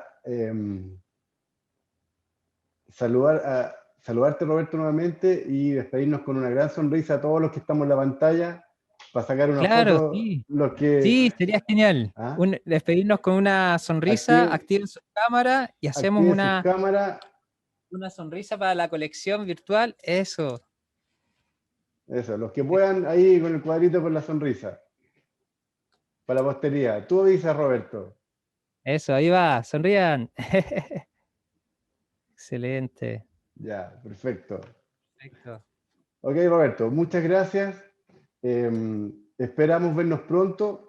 Ahí Rodolfo decía que ojalá se topen algún día para darte una sonrisa, sacarse una foto con Robbie, y esperamos todos también lo mismo. Sigue con tu proyecto, felicidades. Felicitaciones también por este gran movimiento, creo que has inspirado. Y yo la otra vez acá me acordaba de ti, mirando tu rostro. Claro, tú tienes una gran sonrisa, por lo tanto, de esa pura sonrisa sacaste un proyecto importante. Imagínate que tan simple, pero tan potente a la vez. Uno finalmente puede desarrollar cosas desde sus propias fortalezas y desde donde uno ni siquiera se imagina. Así que eres una gran fuente de inspiración y de resiliencia, de aguante y de amor, obviamente, y felicidad a través de la sonrisa. Así que un aplauso nuevamente desde acá. Saludos y muchas gracias, estimado Roberto. Muchas gracias a todos. Un gran abrazo y cariño. Gracias, muchas gracias. Bueno, y nosotros para seguir, yo quisiera saber si está Daniel por ahí. ¿Me escuchas, Daniel? Acá estamos, un placer. Sí, claro que sí. Nuestro querido hermano Daniel desde la Argentina. Bueno, antes de avanzar con Daniel, lo quiero presentar formalmente. Su pequeña biografía, porque la resumí un poco, pero tiene mucho que decir. Él es un músico y psicólogo social argentino. Ahí después nos explicarás la mezcla entre la música y la psicología social. Su trabajo consiste en generar nuevos espacios de oportunidades y vínculos entre instituciones, comunidades y personas de diversos orígenes a partir del concepto que todos tenemos capacidad para ser líderes de nuestro propio proyecto de vida. Muy importante hoy día, sobre todo en este tiempo. Fue asesor de recursos humanos de distintas empresas, consultor, y durante 5 años fue el gerente de felicidad y cultura de Las PAES, una empresa argentina. Creo que tú debes haber sido uno de los primeros, si no el segundo, gerente de felicidad de Latinoamérica, en definitiva. No lo tengo claro. Sé del chileno, de nuestro amigo Rodrigo, aquí del Banco Estado, pero tú estabas ahí más o menos en el mismo timing. Te dejo el Sí, micrófono sí. y muy bienvenido, querido Daniel, y gracias por estar con nosotros hoy día. Un placer. Primero, un placer estar en este panel con Roberto, que lo conozco y también admiro, quiero mucho. Ya creo que es el segundo panel que compartimos. Así que, y después de Pilar, ¿no? Haberlo escuchado Pilar también es un placer. Así que, Rodrigo, felicitaciones por esto, ¿no? Qué importante en plena circunstancia poder generar estos espacios, ¿no? Estos espacios que nos permite también la tecnología. Y sí, yo fui el primer gerente de felicidad en Argentina, el segundo en Latinoamérica, en toda Latinoamérica, porque como bien decías, Rodrigo Rojo fue el primero hermano, ¿no? Hermano acá chileno, Sí. así que del Banco Chile, que fue la experiencia que también a mí me sirvió muchísimo saber que había otro colega en Latinoamérica. Así que bueno, nada, la música y todo lo que implica esto de pensar en la felicidad y el bienestar en las organizaciones, sobre todo en las organizaciones, que es el expertise un poco de lo que yo vengo trabajando y un poco lo que yo hago a nivel en todo lo que venimos haciendo. Pero si te parece, Rodrigo, yo voy a proponer algo un poco más disruptivo, que a mí Por siempre me invitan a supuesto. dar una charla, a mí me gusta, más que una charla, eh, eh, como si te dijera un monólogo, ¿no? Una charla magistral, a mí siempre me parece que es importante conversar, tener un diálogo, ¿no? Un diálogo constructivo. Entonces, yo lo voy a invitar. A mí cuando me invitaron a dar esta charla sobre todo lo que la felicidad y la esperanza del título tan fuerte de esta charla, que ahí también la escuché a Pilar sobre lo que opinaba de la esperanza y demás, es importante, y con lo que me quedo mucho con lo que decía recién nuestro compañero Roberto, ¿no? Las pequeñas cosas. ¿De qué hablamos cuando hablamos de felicidad y bienestar? Se está festejando mañana el Día de la Felicidad Mundial y marco a eso estamos en este encuentro. Y para hablar de la felicidad, para mí, siempre es importante hablar de esas pequeñas cosas. Fíjate vos como una sonrisa, todo lo que nos contó Roberto, lo que puede mover a nivel mundial, ¿no? No estamos hablando de una experiencia chiquita. Roberto ha hecho un proyecto interesantísimo a partir de una pequeña experiencia, pero un pequeño movimiento que es la sonrisa, que uno la tiene y que a veces se desperdicia. Entonces yo voy a aprovechar, Rodrigo, este espacio para hacer una prueba. Y voy a contarles por qué quiero hacer esto. Porque me parece importante que cuando hablamos de felicidad y bienestar, los conceptos, yo puedo hablar un montón de teoría, porque he leído, tengo un montón de informes para compartir, tengo datos, estadísticas, el país mejor estado en el mundo de felicidad, creo que eso hoy en Internet te permite tener un montón de información, pero quiero arrancar con esta pequeña cosa que es, bueno, ¿de qué hablamos cuando hablamos de felicidad y bienestar? ¿A qué se debe esto? ¿Y por qué estamos hoy acá 20 personas o un poco más en esta charla donde nos estamos conociendo?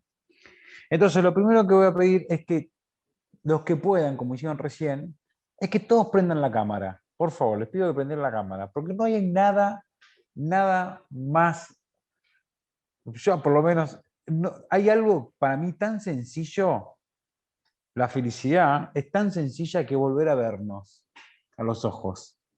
Entonces yo ahí la veo a Caco Baeza, que está ahí, hola, acá con gusto, Camila, me encanta el color de ese rosado, Camila, a mí siempre me gustaban los colores fuertes, me gustaba la pollera amarilla cuando era chico, después mirá la amarilla como está Rodolfo, ahí con un color amarillo, ahí también ahí está Javiera, ¿Javiera es así es tu nombre? ¿Javiera? Mira, así es tu nombre, prende el micrófono, ¿cómo te llamas? ¿Javiera cuánto? Me llamo Javiera Leiva.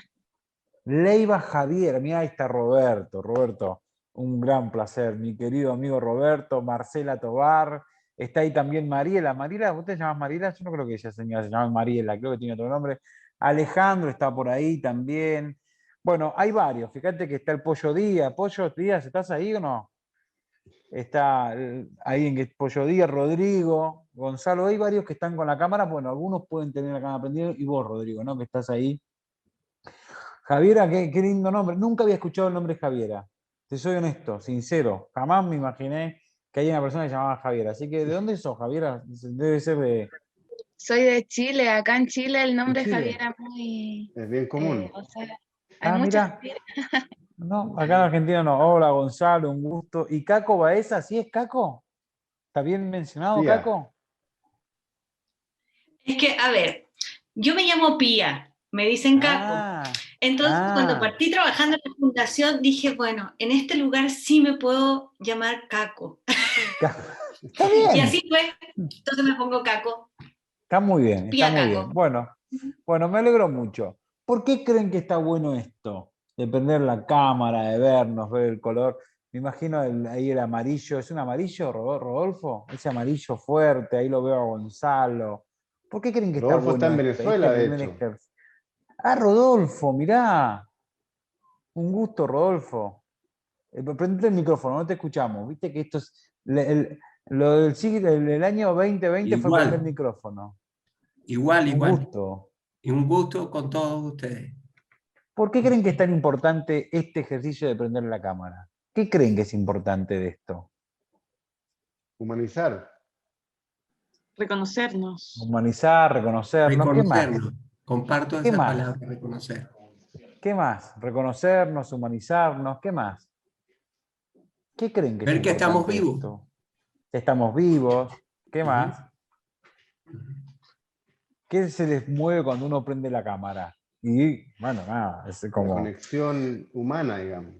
la conexión humana, estar cerca, ¿no? Sentir que Y la estamos sonrisa. cerca, la sonrisa, ¿no? Ver dónde está uno, ver cómo uno puede generar algo que se llama la empatía, ¿no? Como la empatía de estar uno, que a pesar de la distancia, a pesar de que tenemos una pantalla acá y una cámara, uno está, bueno, de esto un poco les vengo a hablar, ¿no? Que cómo logramos algo tan teórico, tan difícil de hablar de bienestar y de felicidad en tiempos de pandemia, en tiempos del COVID, digamos, ¿no? El título tiene que ver, bueno, yo creo que lo que nos pasó, y un poco por qué les prendo la cámara, porque no hay nada más, no sé vos, Rodrigo, pero no hay nada más difícil que dar una charla con la cámara apagada, porque vos no sabés si del otro lado hay alguien, o nada, son fantasmas, digamos, ¿no? Y nosotros, que por lo menos los latinoamericanos, a diferencia de otros países y de hecho de otros continentes, nos afectó mucho más el COVID que en otros continentes, porque los latinoamericanos tenemos esta cosa de la hermandad, que sucede por muchos factores, ¿no? ¿Por qué, por qué el tema de Latinoamérica es tan fuerte esta hermandad, este sentimiento, de sentirse hermanos? De hecho, más allá de las diferencias que uno puede tener de la política, más allá de las diferencias que uno puede tener del arraigo que entre Chile, esas competencias a veces hasta inclusive deportivas, hay una hermandad en Latinoamérica. De eso no sé si ustedes están de acuerdo, y eso hace que además de que, no sé si ustedes saben, el ranking mundial de la felicidad, el país que mejor está a nivel de felicidad es Costa Rica. Nosotros estamos como en el puesto 55, hemos descendido mucho en los últimos años, pero una de las cosas que nos hace ser diferentes a otros países nórdicos, el país más feliz del mundo, en el 2020, el año pasado, salió por tercera vez consecutiva Finlandia, países nórdicos, después Dinamarca, ¿no? Pero vengo a hablarles un poco por qué. Y ellos dicen que la felicidad tiene que ver, cuando miden la felicidad a nivel mundial, y el bienestar tiene que ver con un bienestar que tiene que ver con la seguridad en Finlandia, ¿no? Y en la confiabilidad en el Estado, en sentirse seguros. Y cuando hicieron el ranking de qué los hacía felices a los países nórdicos, Finlandia, que salió como el país más feliz del mundo, tenía que ver con asegurarse una estabilidad. Y esa estabilidad tenía que ver con tener empleo, tenía que ver con tener un gobierno, uno de los gobiernos menos corruptos, confiar en el policía, confiar en los políticos y demás. Cosa que en Latinoamérica estamos un poco complicados en ese ranking. Cuando le preguntaron a Latinoamérica qué nos hacía felices, cambió un poco la situación en Latinoamérica. Sin embargo, así, y todos somos uno de los países, de vuelta, el país que más feliz está es Costa Rica, digamos, en el puesto número 15. Nosotros, Argentina, en el puesto 55. Pero le preguntaron a los latinos, che, pero a los latinos, ¿qué nos hacía felices? Si tuviésemos que medirnos como se miden los países nórdicos, qué los hacen felices y qué genera bienestar, ellos la seguridad, el empleo, la confianza en los gobiernos, cosa que nosotros si nos miden por esa vara estamos en el horno, porque toda Latinoamérica tiene serios problemas de corrupción, serios problemas de confiar en el Estado y en todo y en la estabilidad económica. A Chile en lo económico le ha ido mucho mejor, pero tuvo una crisis social muy fuerte en los últimos años, esto lo saben nuestros hermanos chilenos.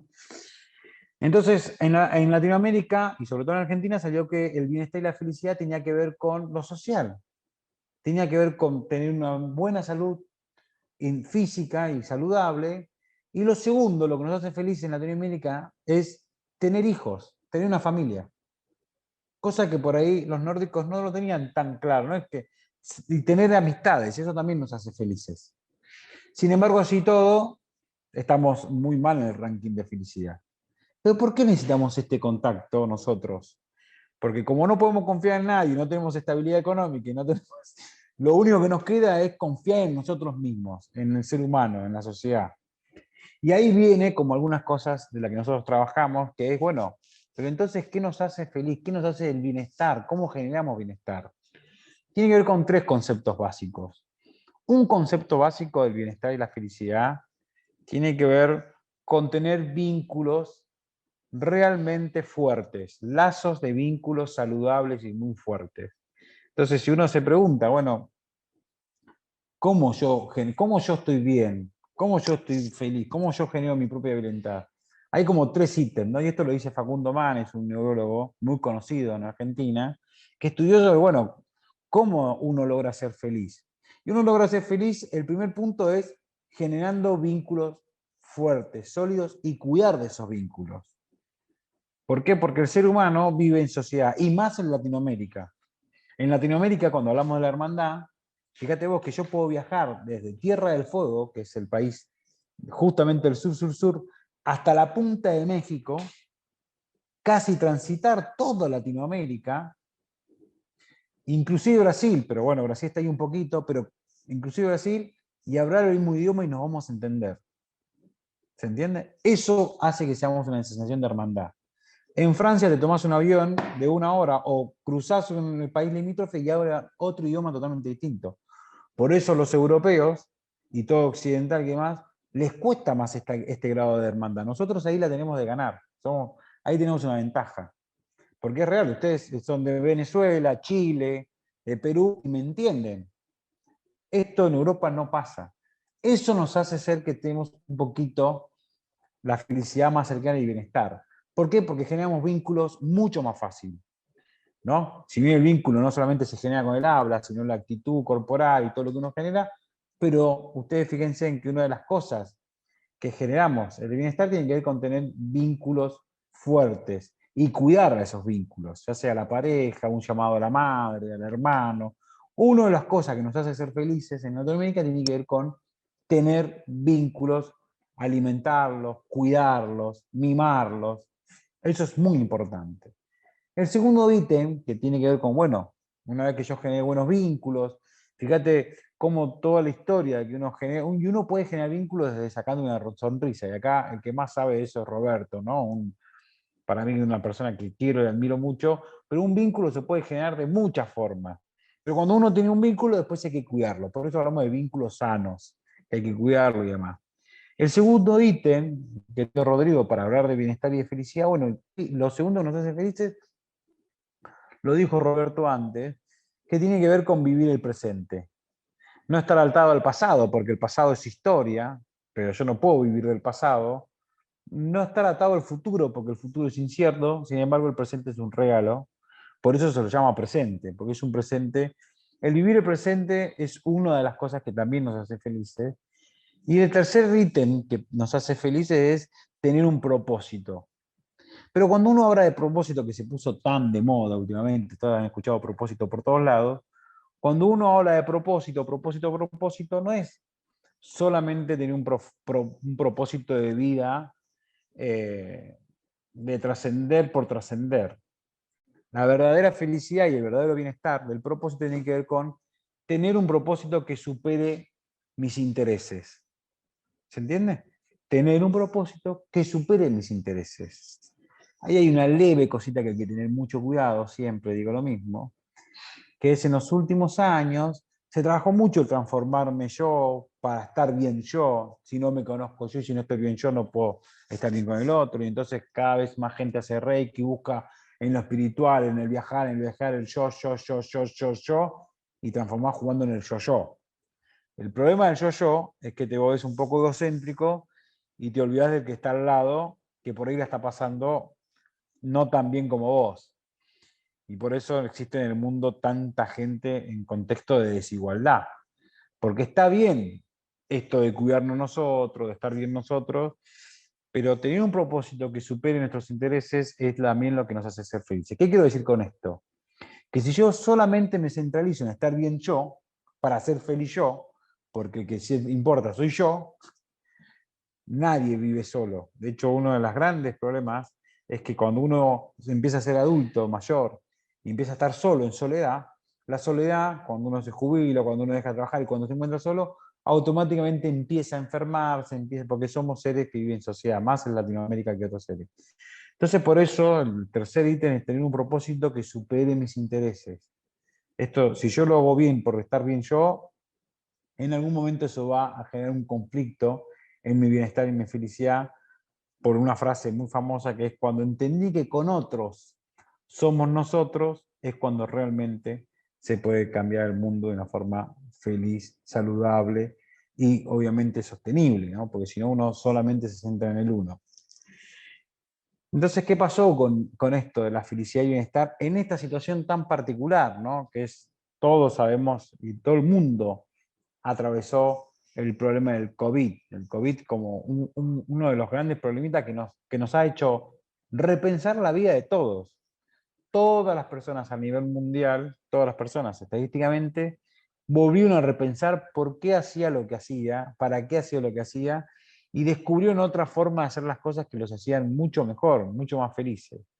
Si bien al principio el COVID, esta pandemia, trajo dos problemas en el mundo actual, en el mundo general. El primer problema que trajo fue el miedo. El COVID nos puso una situación de miedo, de un pánico a nivel mundial terrible. ¿Pero el miedo a qué? El miedo a morir, ¿no? Todo el mundo empezó a tener como una incertidumbre ahí, el miedo a morir. Y el COVID, esto lo que nos trajo sobre escena a nivel mundial, fue que el ser humano, el hombre omnipotente, era tan omnipotente que por primera vez se sintió vulnerable. Y eso hizo que genere este miedo, y una vez que generó el miedo, la segunda cosa que generó es la incertidumbre. ¿Cuándo va a terminar esto? ¿Cuándo va a volver esto? Y eso un poco a nosotros, si no teníamos tan practicado las tres cosas anteriores que mencioné para ser feliz, hizo que el mundo en general empezara a temblar, digamos, ¿no?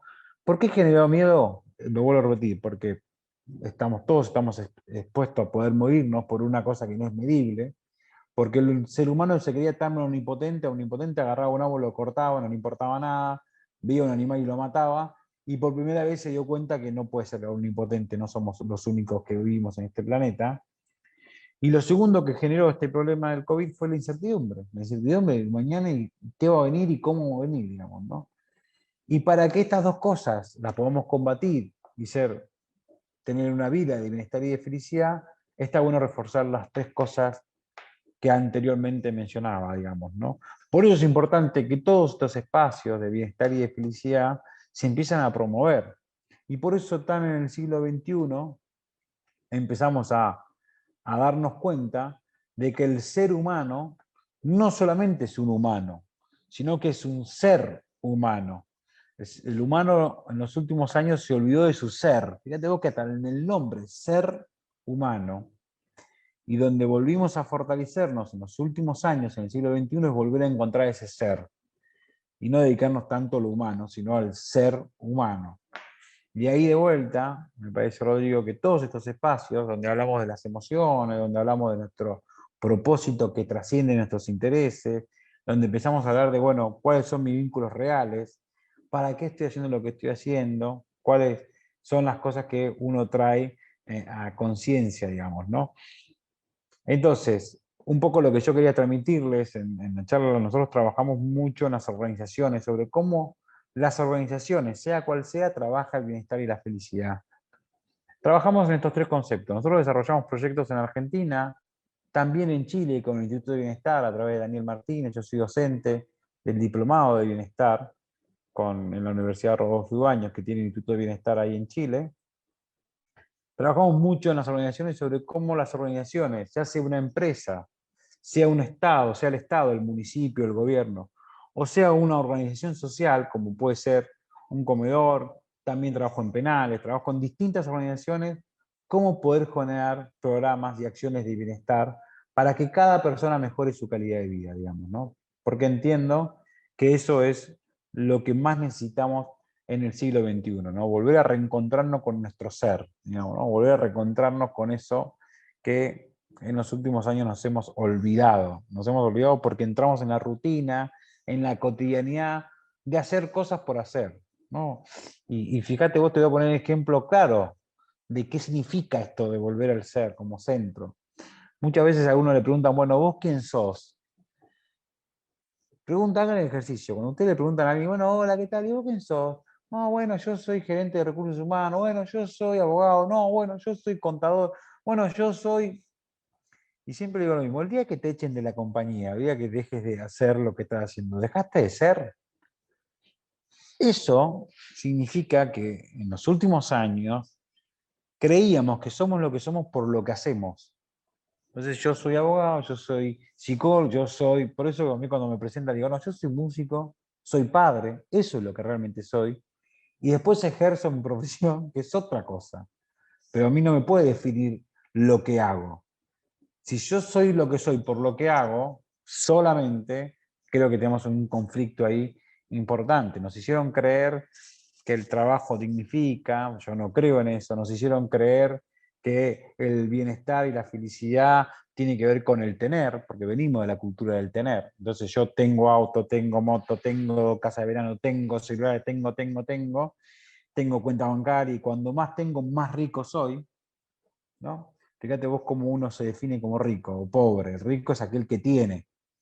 Y en realidad para mí eso es un error agarrafal, lo digo por una experiencia propia también, ¿no? Para mí la riqueza no pasa por el tener, la riqueza pasa por el compartir. Cuando yo más tiempo comparto con mi hijo, más tiempo comparto con mi madre, más tiempo comparto con gente como ustedes, que está cambiando el mundo, más rico soy. Ahora, cuando yo dejo de compartir me vuelvo más pobre. La pobreza no solamente tiene que ver con el dinero, eso es una clase de pobreza, la pobreza económica. Pero existen un montón de pobrezas y un montón de riquezas. Y si yo sé definir ese tipo de cosas, cada vez voy a ser más feliz y voy a generar mejor mi calidad de vida, digamos, ¿no? Quiero dar como un pantallazo general de todo lo que hemos trabajado, nosotros, de todo lo que trabajamos en los distintos espacios, digamos, ¿no? Para que ustedes puedan preguntarme lo que quieran. A mí, como les dije, a mí siempre me gusta ser disruptivo, me gusta tirar estos conceptos y que cada uno de ustedes en esta charla pueda preguntarme o podamos generar un lindo diálogo en base a esto que les conté, digamos, ¿no? Cómo uno puede ser mejor como persona creando un contexto de felicidad y bienestar con estas pequeñas cosas que les fui marcando, ¿no? Ese es el eslogan de la pandemia. Tengo, que al final no tengo nada. Tal cual. Dicen que la persona más pobre es aquel que menos necesita, digamos, ¿no? O sea, porque justamente la persona más rica, gracias Rodrigo. Porque justamente si yo tengo que ser rico por todo lo que tengo, ese es el problema, digamos, ¿no? Gracias, Daniel. Sí, justo en este instante íbamos a abrir un tiempo de preguntas. Por si alguien quiere preguntarte, puede por favor por el chat. Pero porque yo te quería preguntar algo. Yo me acuerdo que escuché tu charla varias veces, de hecho, como te comentaba otra vez, hasta me salieron lágrimas porque era muy emocionante tu emoción al contar tu historia, tu recuerdo de esa profesora que te enseñó a tocar piano en el barrio pobre, digamos, que todos los niños no tenían esperanza más que seguir su pobreza y ella como que te motivó. Si nos puedes comentar ese espacio pequeño de tu vida, Sí, te lo cómo agradecería no. mucho. Fíjate vos, de vuelta, Rodrigo, ¿no? En un espacio pobre pero lleno de riqueza. Pobre económicamente, pero no porque no teníamos dinero significa que éramos pobres. No teníamos plata, que eso nos hacía ser pobre económicamente. Yo vengo de una historia como la que contaba Rodrigo. Yo vengo de criarme en una familia muy humilde, muy pobre económicamente, pero que éramos muy ricos, porque éramos una familia muy unida. Mi madre siempre me enseñó los valores del amor, de la educación, de poder, de valor, de valorarnos, de cuidarnos. Y en ese contexto, a los 9 años, conozco una fundación que trabaja con el arte en contexto de pobreza económica. Y ahí desarrollábamos clases de música y de danza. Yo era un pibe que estaba constantemente siempre en un barrio con muchas necesidades económicas, pero con un potencial enorme. Y ahí fue cuando yo descubrí que a través del arte y la música había una fundación que se llama Creo de la Pena. Después búsquenla o busquen mi charla TED de la que habla Rodrigo, que tiene que ver con una situación tan compleja como puede ser la falta a veces de cenar, por ejemplo, la falta del dinero, la falta de la comida. En ese contexto yo encontré un lugar donde me enseñaron que yo tenía mucho más de lo que yo creía, digamos, ¿no? Entonces yo me acerqué por aprender a tocar piano, que fue como muy loco, porque imagínense, yo en mi casa no tenía ni siquiera baño, y empecé a tocar piano y me di cuenta que yo quería tocar, en realidad quería tocar cumbia, porque ya es fanático, cumbiero de alma, y esta mujer concertista de piano, Liliana Alper, me enseñó a tocar música. Pero no me enseñó a tocar cualquier música, me enseñó a tocar lo que yo quería aprender, que era la cumbia de mi barrio, digamos, no escuchar lo que se escuchaba en mi música, la música popular. Después de un año de aprender a tocar yo piano, ella me dice, bueno, ¿y ahora que aprendés? Yo le dije, ya está, yo ya soy músico, de hecho tengo la música tatuada, como verán. Y ella me dijo, no, mirá, ahora hay otros artistas. Hay una canción que se llama Paralisa que toca Beethoven. ¿Vos sabés quién es Beethoven? Y yo dije, obvio, profe, Beethoven es un perro de la película. Y me dice, no. Yo, no, Beethoven es un músico que toca Paralisa. Y yo me enamoro de Paralisa. Y ella me dijo, bueno, vos ahora vas a poder tocar Paralisa. Y ahí me di cuenta, y con eso, de la pobreza y las riquezas múltiples, me di cuenta que lo primero que tuve que derrumbar en mi vida fue la pobreza cultural. Yo lo único que escuchaba en mi barrio era la música que se escuchaba, la música popular, la cumbia, que es hermosa, pero que existía otro tipo de música. Pero que claramente en mi casa nunca ibas a encontrar un CD ni de Bach, ni de Beethoven, ni de Mozart, ni de Debussy, ni de Piazzolla, digamos, ¿no? Con los años, esta profesora de piano me fue enseñando toda la música que yo quería, hasta que a los 14 años, cuando yo hacía 5 años que tomaba clases gratis de piano, mi maestra de música me dijo, bueno, Dani, es hora de que vos empieces a pagar tus clases de piano. Y ahí me acuerdo como si fuera el día de hoy, me puse a llorar de una manera. Yo dije, profe, yo no puedo pagar clases de piano, usted está loca, yo no tengo ni luz. Nosotros estábamos con mi familia colgado de la luz porque no podíamos pagar. Me dice, no me haga esto, profe, si usted me quita mi clase de piano, yo realmente. Me dice, no, Dani, mira, para dar no hace falta que tengas nada en los bolsillos, lo único que hace falta es que tengas ganas de dar. Y yo le dije, profe, ¿yo qué puedo dar? Si yo vivo en un barrio donde no tengo luz, no teníamos absolutamente nada. Y ella me dice, mira, Daniel, vos a partir de ahora vas a ser el profesor de piano de los alumnos más chicos del Centro Cultural Comunitario. Y a los 14 años me di cuenta que la peor de la pobreza no es el hambre y el frío que uno sufre de la noche, sino que la peor de la pobreza es la capacidad que uno tiene de proyectarse. La peor de la pobreza es pensar que uno es quien es por el auto que tiene, por la casa que tiene, por el celular que tiene y no por la persona que es. Yo entendí que la peor de la pobreza es la pobreza humana. Y desde ese día decidí que todos los días de mi vida iba a aprender algo para ser más rico.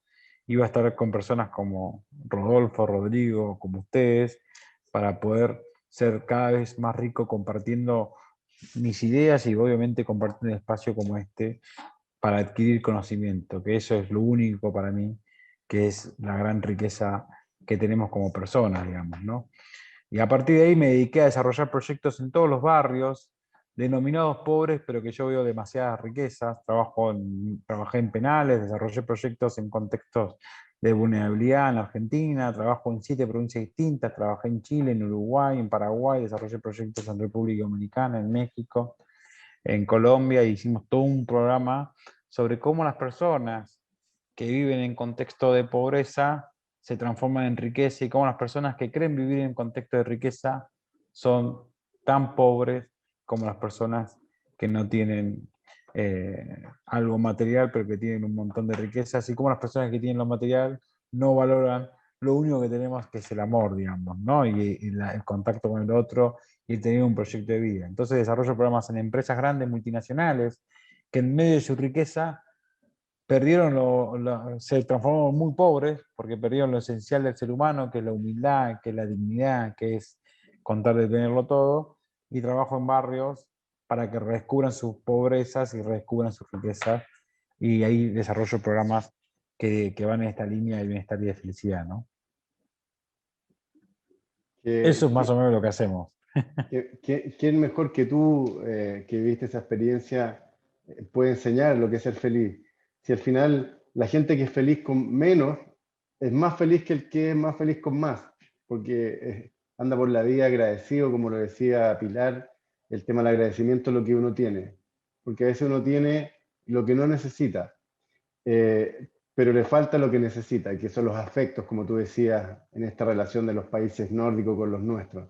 Nosotros somos muy de piel, el latinoamericano es muy de piel, muy de besos. De hecho, hace años atrás yo me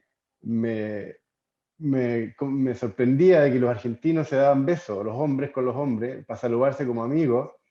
Y esa moda después llegó acá y hoy día acá en Chile también los amigos ya se están saludando de eso y es parte de ese proceso, digamos, ese proceso latino de cariños y de afectos. Lo importante hoy día principalmente es el tener la resiliencia para aguantar esto y en equipo y en familia y en conexión con otros se pasa mucho mejor y más rápido y más fácil. Así que, ¿alguna pregunta a nuestro querido amigo Daniel? No sé si alguno de los presentes, para ir cerrando este evento con broche de oro. No sé si alguien tiene alguna pregunta. Un placer, un Ahora los placer. micrófonos, los que quieran. Vos sabés que es importante que en época de pandemia volvimos a... Fíjate vos, ¿no? Esto como última reflexión para mí, para Dale. despedirnos. Uno creía que la tecnología, uno creía que estar conectado, ¿no? Porque uno mandaba WhatsApp, de tecnología y demás, y en realidad estábamos muy desconectados, ¿no? Esto estadísticamente es así.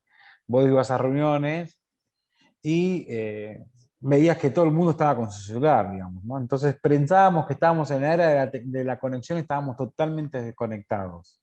Sí. Y esta pandemia, así como les dije que generó estas dos cosas, el miedo y la incertidumbre, esta pandemia volvió a traer en el centro de la persona lo más importante que tenemos, que es volver a reencontrarnos y a reconectarnos con nosotros y con nuestros seres más queridos, digamos, ¿no? Volvimos a padecer y volvimos a darnos cuenta, como todo, ¿no? Cuando vos perdés algo, te das cuenta de lo que perdiste, el valor de eso que perdiste, digamos, ¿no? Entonces, hay una reflexión para mí súper importante, súper importante.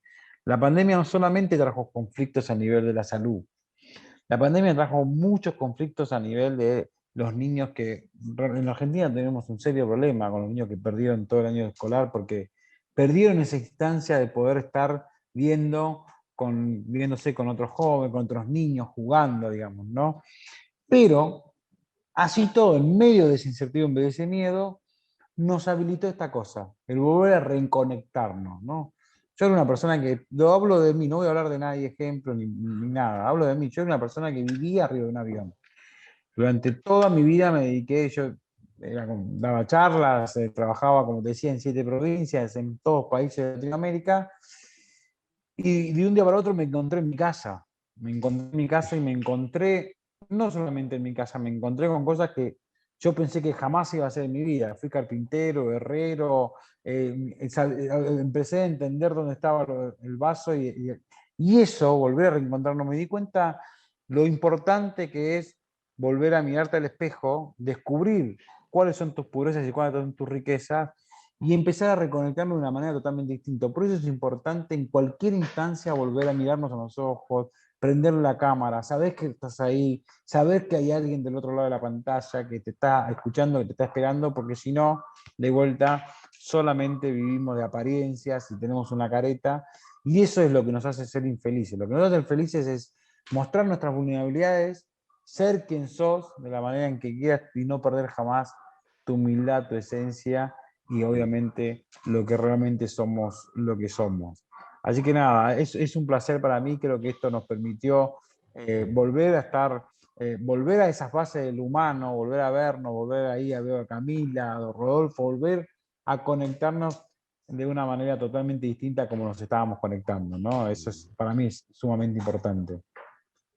Daniel, te quiero agradecer delante de todos acá nuevamente por confiar en nosotros. Les quiero contar como infidencia que Daniel lo conocí en una charla que yo entré para verlo a él y patudamente, como decimos en Chile, le dije, por favor, nos gustaría contar contigo. Y él, con su, bueno, se nota el propósito. Cuando tú notas, alguien importante como tú nos dice que bueno, inmediatamente eso se nota la humildad de la gente y tu aprendizaje y tu escuela. Así que gracias, Daniel. Espero conocerte en vivo y en directo algún día, poder abrazarnos, Ojalá. tomar un café. No sé si Claro te voy a que dar un sí. beso. Tal vez va a ser la tercera Sí. vez.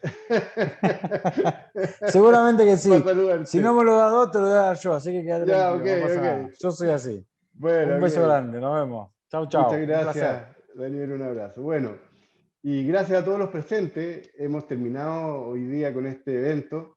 Muy agradecido. Esperamos que los mensajes, las charlas, los propósitos hayan llegado a sus corazones y también impacten positivamente cada una de sus vidas.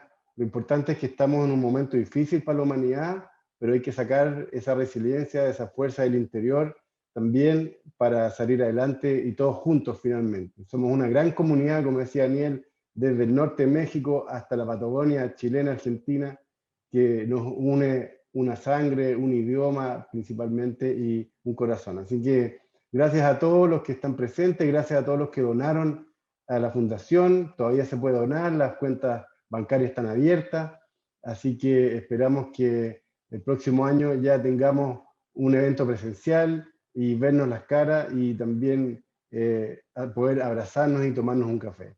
No sé si, Caco, quieres despedirte tú también. Nos encantaría cerrar contigo esta jornada. Bueno, yo les quiero dar las gracias. La verdad es que excelente las 3 charlas y darle las gracias a todos los que están con nosotros. De verdad ha sido un placer tenerlos, ha sido un placer escuchar y estamos aquí. Así que esperamos también que el próximo año, si Dios quiere, podamos tener esto presencial y conocernos, como diríamos nosotros, en vivo y en directo. Así que muchísimas gracias. Gracias, Caco. Y un saludo para todos los niños. Esperemos que estén pasando de una buena manera esta pandemia. Bueno, un abrazo a todos. Agradecemos al World Happiness Fest nuevamente por dejarnos participar y será hasta el próximo año o hasta la próxima invitación online. Un abrazo grande y mostremos las manos para despedirnos todos con cariño. Chao, gracias, que estén muy bien. Nos vemos.